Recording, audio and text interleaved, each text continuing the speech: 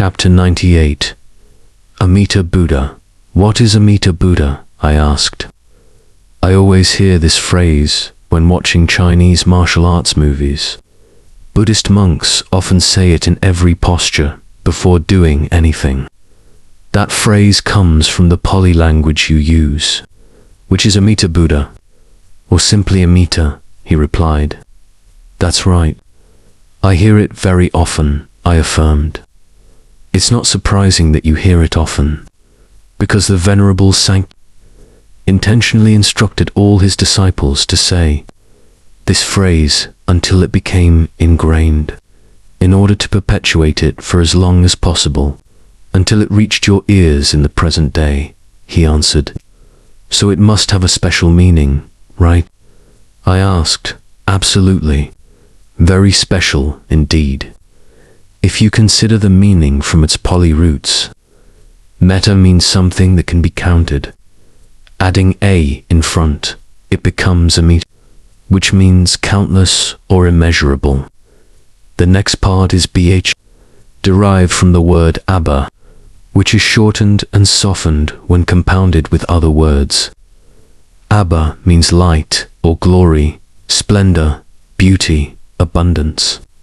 The Chinese understood this to mean the essence of abundance, which resonated with the external appearance of the Venerable Saint.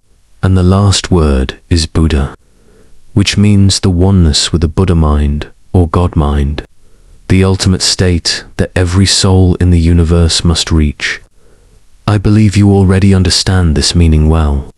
Putting these words together, it means the immeasurably radiant Buddha mind within people, and this is the phrase that the Buddha told everyone to remember, so that one day, when you and your friends hear this phrase, you will be able to recall your mission by reciting it regularly and urging everyone to use it as a continuous mantra.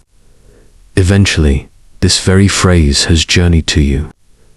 The primary purpose of this recitation at that time was to remind everyone that one day the world would enter an era characterized by this phrase, a time when all humans on earth would find the light, find the Buddha within themselves, whether child or adult, man or woman, poor or rich. Everyone would possess the same Buddha. It is an era that will occur in your lifetime, known as the civilized era, the golden age, utopia, or the age of Prasarya, depending on the region. All of these refer to the same period. Lord Foch, can you tell me how my friends and I can bring the world to such a state? I interjected, starting to think it would be difficult. Certainly. This is the method that the Buddha, you, and your friends collectively determined on that day. The first thing established was that you all had to find each other first.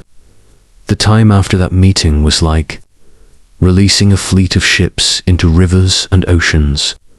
Of course, over 2,500 years ago, the Buddha intended to spread the principle of inner Buddhahood as widely as possible. Therefore, the souls of you and some of your friends had to travel to distant lands, some as far as the Middle East and Europe. But after going through death and rebirth for dozens of lifetimes, some souls might have resided with different nationalities. Up to the present day, looking at their physical forms, they have fully become people of various ethnicities, with the beliefs, customs, and cultures of those nations. When they died and were reborn, they brought these conceptual understandings to convey within the language of their new nationality. The resulting outcome is the emergence of numerous local religions. Lord Foch elaborated. Therefore, finding each other in the beginning might be a bit difficult, as everyone is scattered all over the world. You will have to look beyond language, customs, culture, and beliefs. You must be the one to initiate the search by announcing all the events that occurred on this day, spreading it to the public as widely as possible. The form of this announcement must be something that creates the greatest awareness. Perhaps literature, novels, poetry, screenplays, or anything that can reach the most people. And when it reaches the ears of your friends, they will know that this is a letter calling them back to join the mission.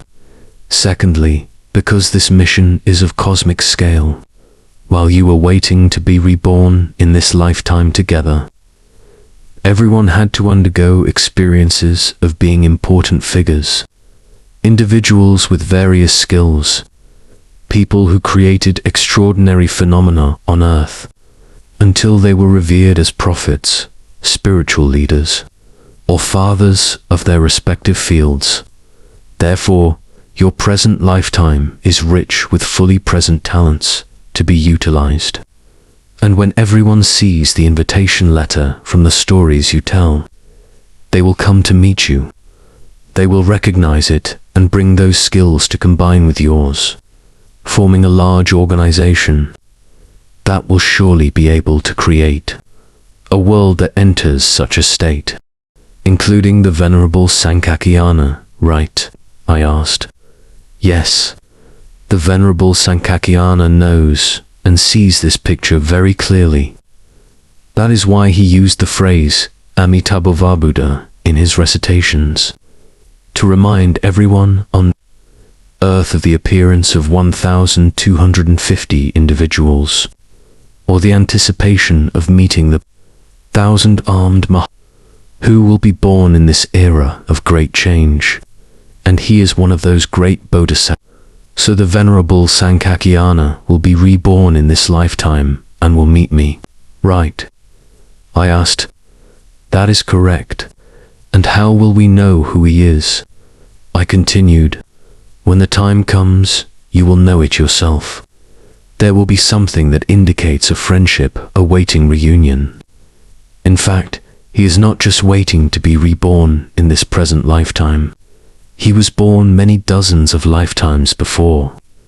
One of the lifetimes he intentionally chose to be born was about 900 years ago, and another about 1,100 years ago, counting from the time the Venerable Kakyana passed away. In those lifetimes, he was born as a Buddhist monk and coincidentally found a travelogue of the Venerable Kakyana. He became fascinated by the stories in that record and read it meticulously. Eventually, he decided to embark on a journey following the route in the record, to re-explore his own land of origin. At that time, he didn't even know it was a record that he in the past and the Venerable Sankakyana had written for himself. You know him well by the name of the Buddhist monk Xuanzang. I don't know him at all. Who is the Buddhist monk Xuanzang? I asked.